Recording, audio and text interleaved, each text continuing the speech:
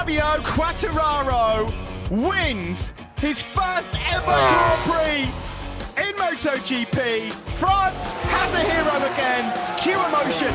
The 21-year-old has done it. And you will be hearing the French national anthem for the first time in 21 years. A team set up, 18 months ago, 2 years ago, and here they are now celebrating their first ever MotoGP victory.